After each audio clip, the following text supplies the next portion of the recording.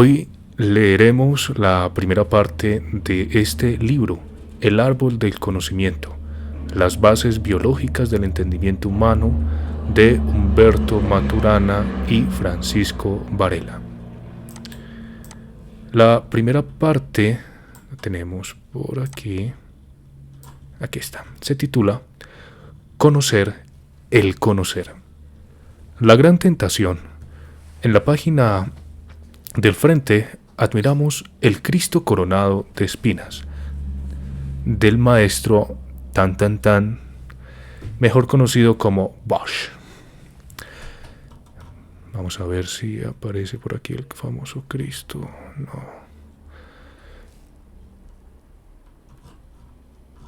No. Esta representación tan poco tradicional de la coronación de espinas pinta la escena casi en un plano, con grandes cabezas y más que a un incidente de la pasión, apunta a un sentido universal de lo demoníaco contrastado con el reino de los cielos. Cristo en el centro expresa una inmensa paciencia y aceptación. Sus atormentadores, en cambio, no fueron pintados aquí como en tantas otras composiciones de la época y del Bosch mismo, con figuras extraterrenas que agreden directamente, mesando los pelos, hiriendo la carne. Los verdugos del Cristo aparecen como 4 tipos de humano que, en la mente medieval, representaban una visión total de la humanidad. Cada uno de estos tipos es como una gran tentación para la espaciosidad y paciencia de la expresión de Cristo. Son 4 estilos de enajenación y pérdida de ecuanimidad interior. Mucho hay para contemplar y meditar sobre estas 4 tentaciones. Pero para nosotros, al comenzar el largo itinerario que será este libro, el personaje de abajo a la derecha es particularmente relevante.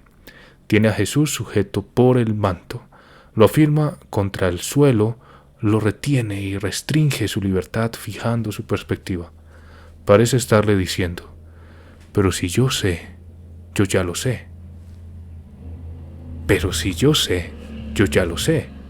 Es la tentación de la certidumbre. Nosotros tendemos a vivir un mundo de incertidumbres, de solidez perceptual indisputada, donde nuestras convicciones prueban que las cosas solo son la manera que las vemos, y lo que nos parece cierto no puede tener otra alternativa. Es nuestra situación cotidiana, nuestra condición cultural, nuestro modo corriente de ser humanos. Pues bien, todo este libro puede ser visto como una invitación a suspender nuestro hábito de caer en la tentación de la certidumbre. Esto es doblemente necesario. Por una parte, porque si el lector no suspende sus certidumbres, no podríamos comunicar aquí nada que quedara incorporado a su experiencia como una comprensión efectiva del fenómeno del conocimiento. Por otra parte, porque precisamente lo que este libro va a mostrar al estudiar de cerca el fenómeno del conocimiento y nuestras acciones surgidas de él es que toda experiencia cognoscitiva involucra al que conoce de una manera personal, enraizada en su estructura biológica, donde toda experiencia de certidumbre es un fenómeno individual, cierto al acto cognoscitivo del otro. Ciego, ojo, ciego al acto cognoscitivo del otro, en una soledad que, como veremos, solo se trasciende en el mundo que se crea con él. Las sorpresas del ojo. Nada de lo que vamos a decir va a ser comprendido de una manera verdaderamente eficaz a menos que el lector se sienta aludido personalmente, a menos que tenga una experiencia directa más allá de la descripción que uno hace de ella. Por eso, en vez de hablar de cómo es que la aparente solidez de nuestro mundo experiencial se hace rápidamente sospechosa cuando la miramos de cerca, vamos a demostrarlo con 2 simples situaciones. Ambas corresponden al ámbito de nuestra experiencia visual cotidiana. Primera situación. El lector deberá fijar la mirada en la cruz dibujada en la página 6. Figura 3. Cubriendo su ojo izquierdo y ajustando la página a una distancia alrededor de 40 centímetros. Lo que observará es que el punto negro de la figura, nada despreciable de tamaño, de pronto desaparece. Experimente rotando un poco la página o abriendo el otro ojo. También es interesante copiar el mismo diseño en otra hoja de papel y agrandar gradualmente el punto negro hasta ver cuál es el tamaño máximo para desaparecer. Más aún, rote la página de manera que el punto B ocupe el lugar que antes ocupaba el A y repita la observación. ¿Qué pasó con la línea que cruza el punto? Esta es la figura 3. Aquí está el punto A y aquí está el punto B. Lógicamente no podríamos hacerlo aquí. Deberíamos tener el libro en la mano o al menos un poco más pequeño en el computador, pero bueno. Continuemos, tengamos fe de que pasa lo que dijeron. De hecho, esta misma situación se puede observar sin ningún diseño de papel, simplemente reemplazando la cruz y el punto por los pulgares. El dedo aparece como decapitado. Hágalo. Decapítese un dedo. Entre paréntesis. Fue así como esta observación se hizo popular. Marriott, si se pronuncia así, un científico en la corte de uno de los Luises, le mostró al rey por este procedimiento cómo podría tener una visión de sus súbditos decapitados antes de proceder a cortarles la cabeza.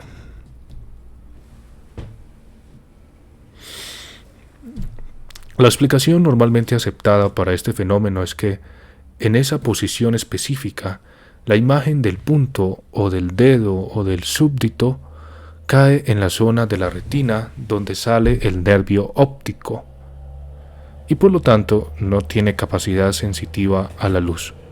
Se lo llama el punto ciego. Sin embargo, lo que muy raramente se enfatiza al dar esa explicación es ¿por qué no andamos por el mundo con un agujero de ese tamaño de manera permanente? Nuestra experiencia visual es de un espacio continuo y menos que hagamos estas manipulaciones ingeniosas, no percibimos que de hecho hay una discontinuidad que debería aparecer. Lo fascinante con el experimento del punto ciego es que no vemos, que no vemos. Repito, lo fascinante con el experimento del punto ciego es que no vemos, que no vemos. Segunda situación. Tomemos dos luces y dispongámoslas como en la figura 5. Aquí está.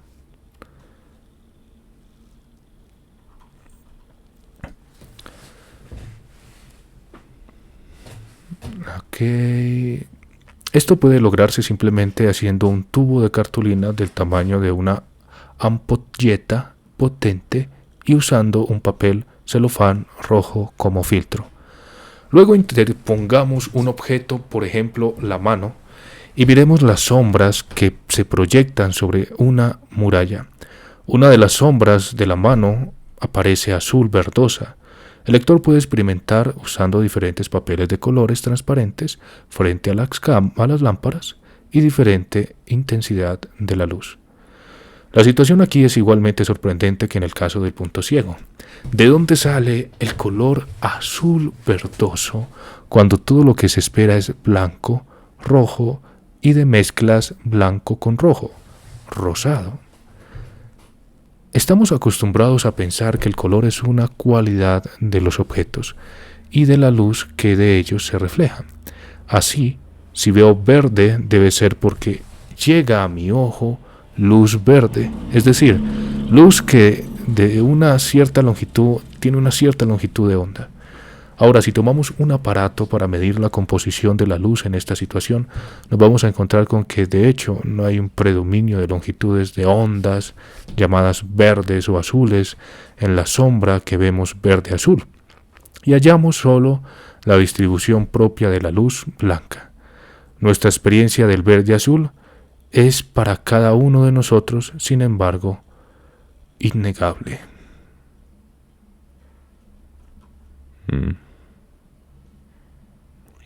Este hermoso fenómeno de las llamadas sombras de colores fue descrito por primera vez por Otto Bohm en 1672, al notar que su dedo se ponía azul cuando hacía sombra entre su lámpara y el sol naciente. Habitualmente presentada con este fenómeno y otros parecidos, la gente dice, bueno, pero ¿de qué color es realmente? Como si la respuesta que nos da el instrumento de medir longitudes de onda fuera la última respuesta.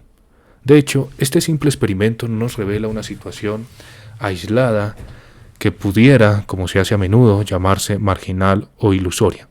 Nuestra experiencia de un mundo de objetos de colores es literalmente independiente de la composición de longitudes de onda de la luz proveniente de cada escena que miramos. En efecto, si llevo una naranja del interior de mi casa al patio, la naranja sigue siendo del mismo color. Sin embargo, en el interior de la casa era iluminada, por ejemplo, por luz fluorescente que tiene una cantidad de longitud de onda llamada azul o corta. En cambio, el sol tiene predominancia de longitudes de ondas llamadas rojas o largas. No hay modo de poner en correspondencia la tremenda estabilidad de los colores con que los objetos del mundo con la luz que viene de ellos.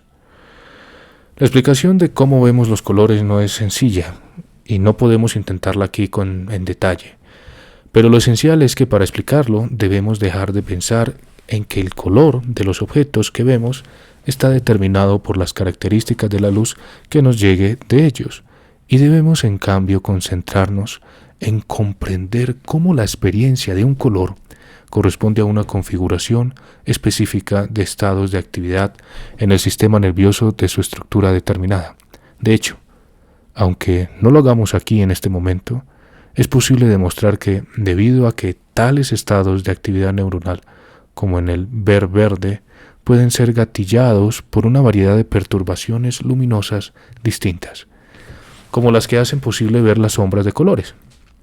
Es posible correlacionar el nombrar colores con estados de actividad neuronal, pero no con longitudes de onda. ¿Qué estados de actividad neuronal son gatillados por las distintas perturbaciones? Están determinados en cada persona por su estructura individual y no por las características del agente perturbante. Lo dicho es válido para todas las dimensiones de la experiencia visual, movimiento, textura, forma y demás, así como para cualquier otra modalidad perceptual. Podríamos ofrecer situaciones similares que nos revelan, de un solo golpe, que lo que tomábamos como una simple captación de algo, tal como espacio o color, tiene la estampa indeleble de nuestra propia estructura.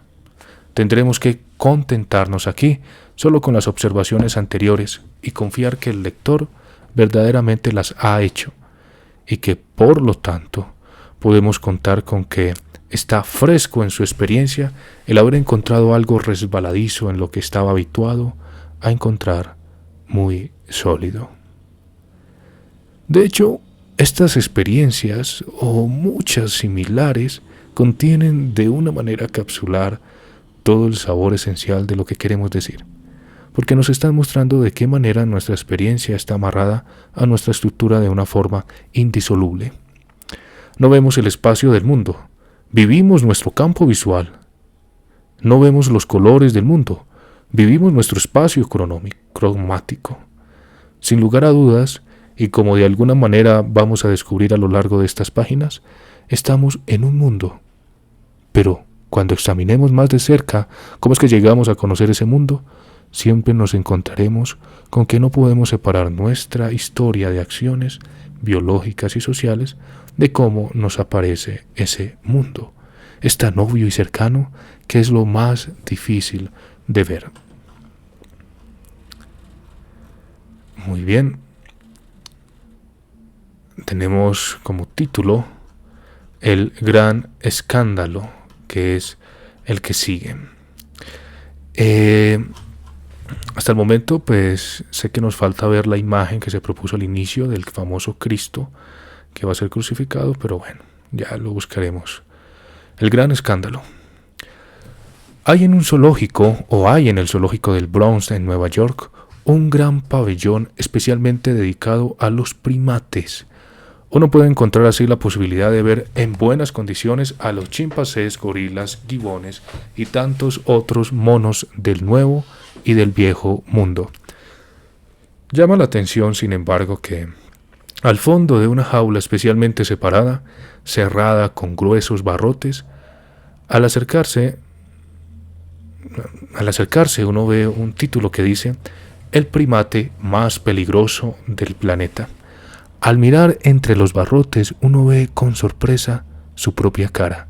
Aclara la leyenda que el hombre ha matado más especies sobre el planeta que ninguna otra especie conocida. De ser miradores pasamos a ser los mirados por nosotros mismos. ¿Pero qué vemos? El momento de la reflexión ante el espejo es siempre un momento muy peculiar, porque es el momento en que podemos tomar conciencia de lo que de nosotros mismos no nos es posible ver de ninguna otra manera.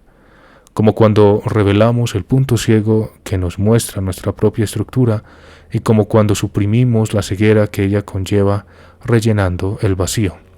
La reflexión es un proceso de conocer cómo conocemos, un acto de volvernos sobre nosotros mismos, la única oportunidad que tenemos de descubrir nuestra ceguera y de reconocer que las certidumbres y los conocimientos de los otros son, respectivamente, tan abrumadores y tan tenues como los nuestros. Esta situación especial de conocer cómo se conoce resulta tradicionalmente elusiva para nuestra cultura occidental centrada en la acción y no en la reflexión. De modo que nuestra vida personal es, en general, ciega a sí misma. En alguna parte pareciera haber un tabú. Prohibido conocer el conocer. Pero en verdad, el no saber cómo se constituye nuestro mundo de experiencias, que es de hecho lo más cercano a nuestra existencia, es un escándalo. Hay muchos escándalos en el mundo, pero esta ignorancia es uno de los peores.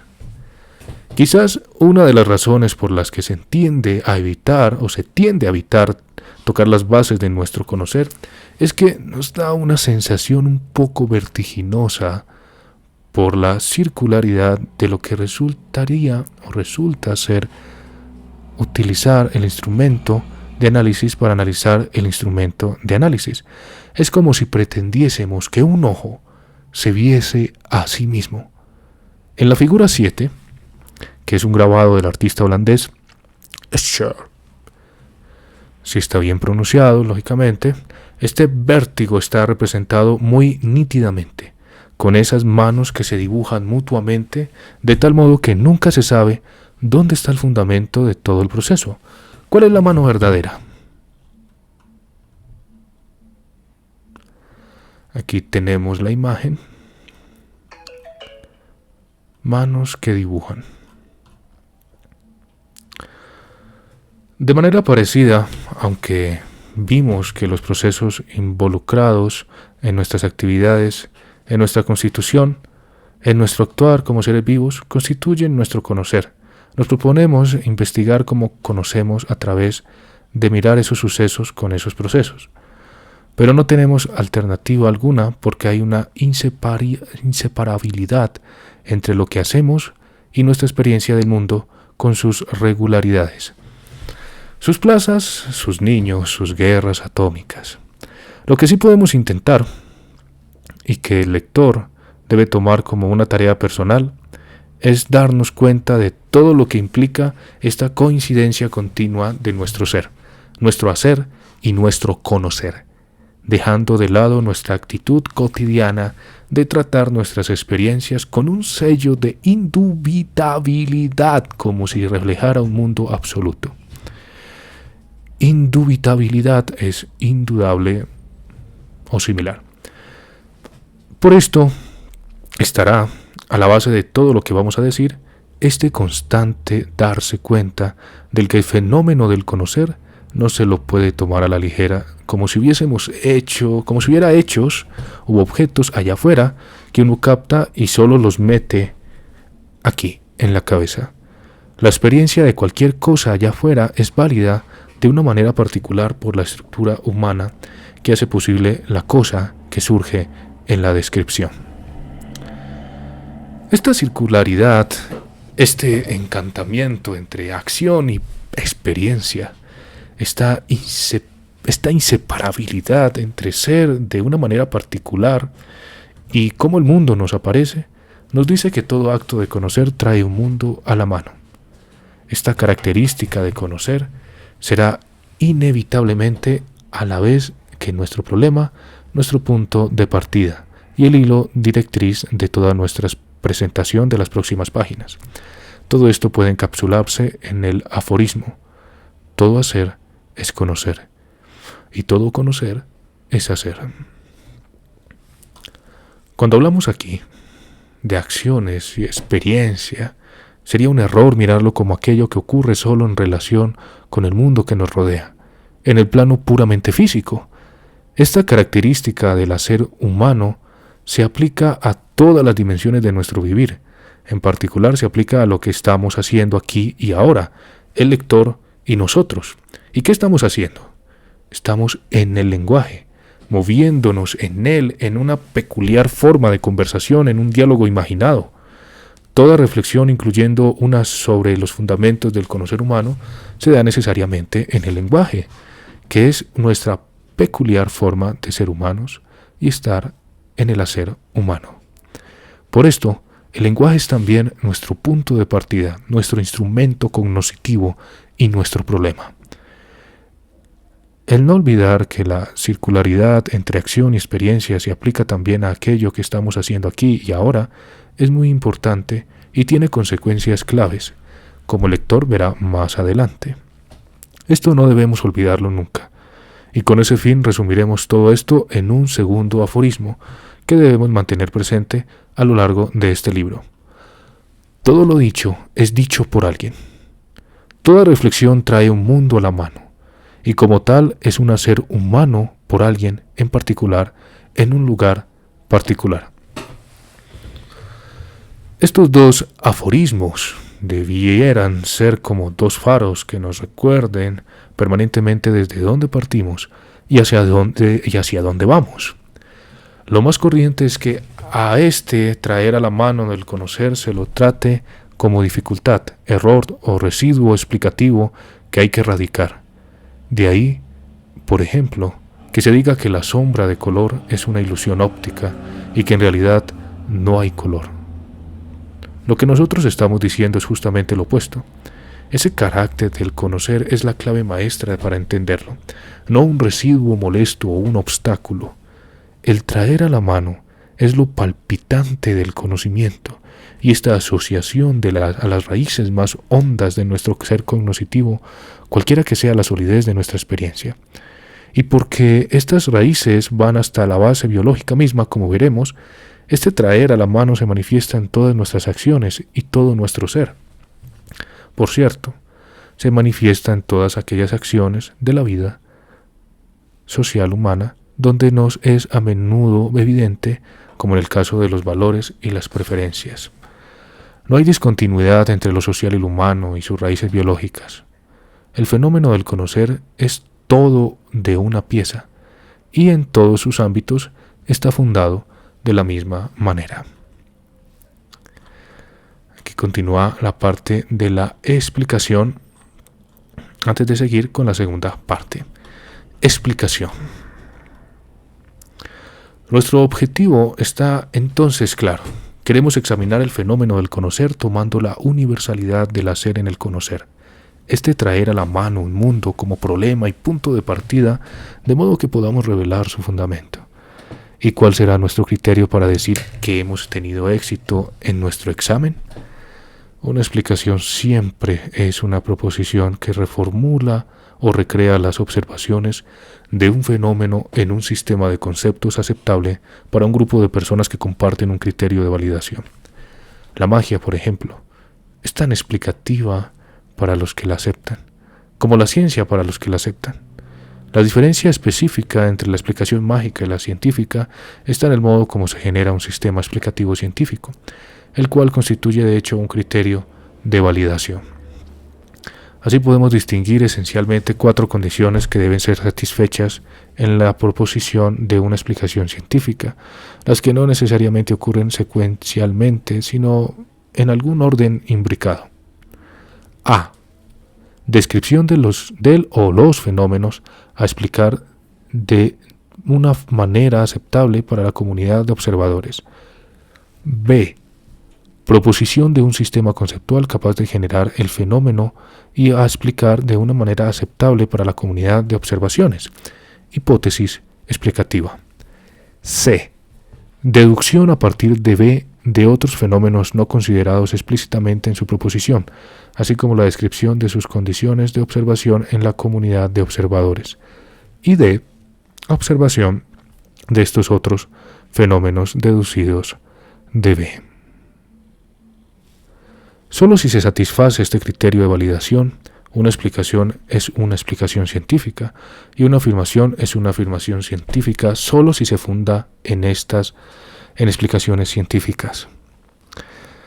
Este ciclo de 4 componentes no es extraño a nuestro pensar cotidiano. A menudo lo usamos para dar explicaciones de fenómenos tan variados como la pandemia del auto o las elecciones presidenciales. Lo que los científicos hacen es intentar ser plenamente conscientes y explícitos con cada uno de los pasos y dejar un registro documentado de tal manera que se crea una tradición que va más allá de una persona o de una generación. Nuestra situación es exactamente la misma.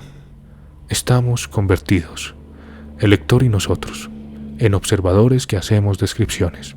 Y como observadores hemos escogido precisamente el conocer como nuestro fenómeno a explicar. Más aún, lo que hemos dicho hace evidente cuál va a ser nuestra descripción de partida del fenómeno del conocer. Ya que todo conocer trae un mundo a la mano, nuestro punto de partida será necesariamente la efectividad operacional del ser vivo en su dominio de existencia. En otras palabras, nuestro punto de partida para generar una explicación validable científicamente es el entender el conocer como acción efectiva, acción que permita a un ser vivo continuar su existencia en un medio determinado, al traer así a su mundo a la mano, ni más ni menos.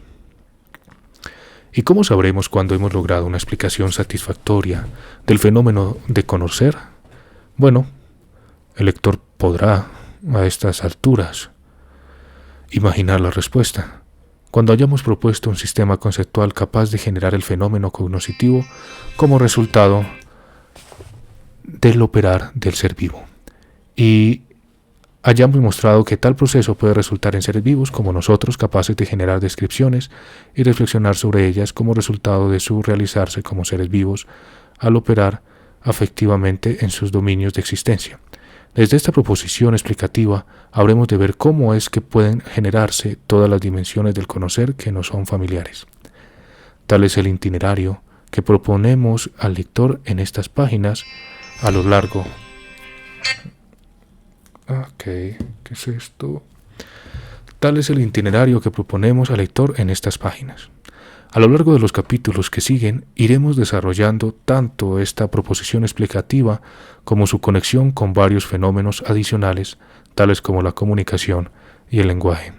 Al final de este viaje podrá el lector volver a leer estas páginas y evaluar la fertilidad de aceptar nuestra invitación de mirar así el fenómeno del conocer. Así terminamos la primera parte de este libro llamado El Árbol del Conocimiento.